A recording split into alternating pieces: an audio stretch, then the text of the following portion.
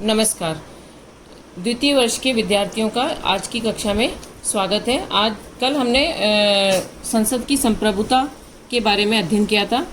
आज की कक्षा में हम इस बारे पे विचार करेंगे कि संसद यदि संप्रभु है तो क्या वह पूर्णतः प्रभुता संपन्न है, क्या उसके ऊपर कुछ सीमाएं हैं और किस प्रकार से वह अपना कार्य वास्तव में करती है। तो आज की कक्षा का जो विषय है वो है संसदीय संप्रभुता पर सीमाएं। वैधानिक दृष्टि से ब्रिटिश संसद पूर्ण प्रभुत्व संपन्न है, लेकिन व्यवहार में उसके ऊपर कुछ सीमाएं हैं, कुछ वैधानिक तथ्य हैं, कुछ राजनीतिक सत्य हैं जो ये बताते हैं कि व्यवहार में संसद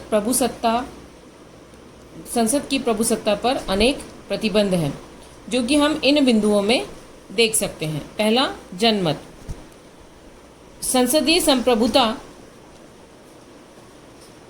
जनमत के महत्वपूर्ण प्रतिबंध पर आधारित है। कोई भी संसद जनमत का उल्लंघन नहीं कर सकती, उसके विरुद्ध कोई कानून नहीं बना सकती। तो इस प्रकार से जब संसद की असीमित शक्तियाँ कोई भी कानून बनाती हैं तो उसको जनमत का प्रतिबंध या जनमत की मर्यादा का ध्यान रखना आवश्यक हो जाता है, क्योंकि उसके विरुद्ध जाकर के वो किसी भी प्रकार का कानून नहीं बना सकती। दूसरा, नैतिक बंधन। वैधानिक दृष्टि से संसद प्रभुसत्तावान है, लेकिन व्यवहार में संसद नैतिक धारणाओं के विरुद्ध कोई कानून नहीं बना सकती। उसको नैतिक धारणाओं का ध्यान रखते हुए ही कानून बनाना होगा, जिसके द्वारा मानव और उसकी डिग्निटी जो है वो बनाई रखी जा सके। इसके विरुद्ध वो कोई कानून नहीं बना सकती है।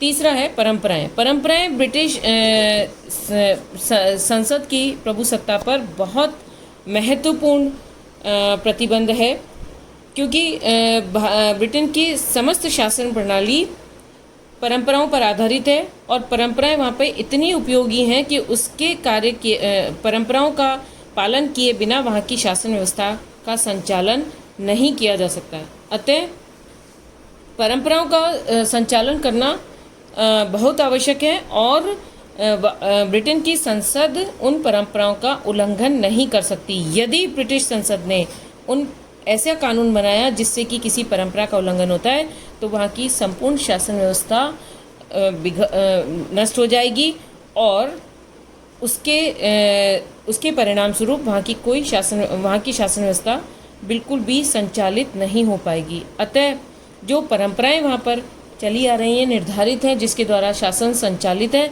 उन परंपराओं का उल्लंघन संसद के संप्रभुता के द्वारा नहीं किया जा सकता।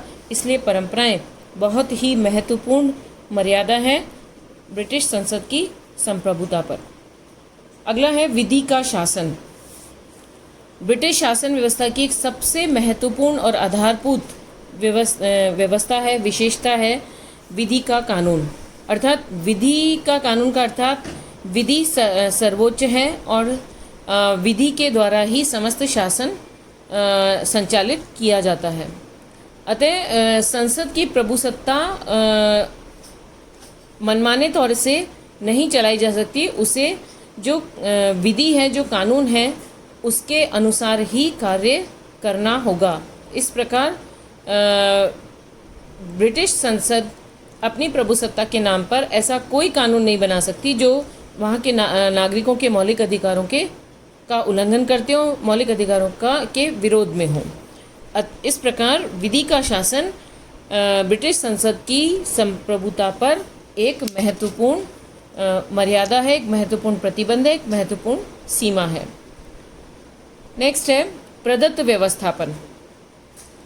यद्यपि ब्रिटिश संसद संप्रभु है, लेकिन आज के दिन विकासशील युग में और राज्य की कल्याणकारी अवधारणा के रूप में संसद का कार्य इतना अधिक बढ़ गया है कि उसे अपना बहुत सा कार्य कार्यपालिका को देना होता है।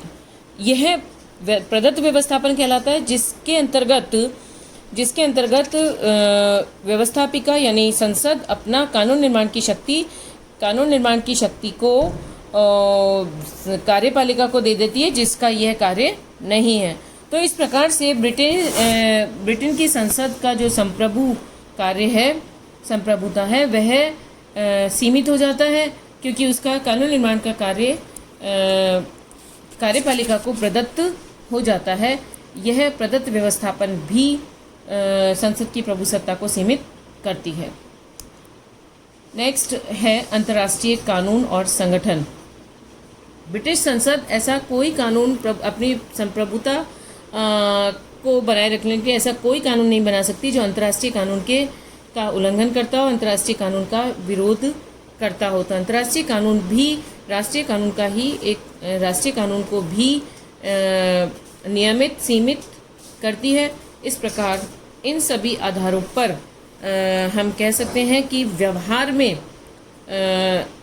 में ब्रिटिश संसद की संप्रभुता उस प्रकार से नहीं है जैसे कि सिद्धांत में है, और व्यवहार में उसके ऊपर बहुत सारी सीमाएं, नियंत्रण हैं, मर्यादाएं हैं, जिसके अंतर्गत रहकर ही संसद अपना कार्य करती है। धन्यवाद।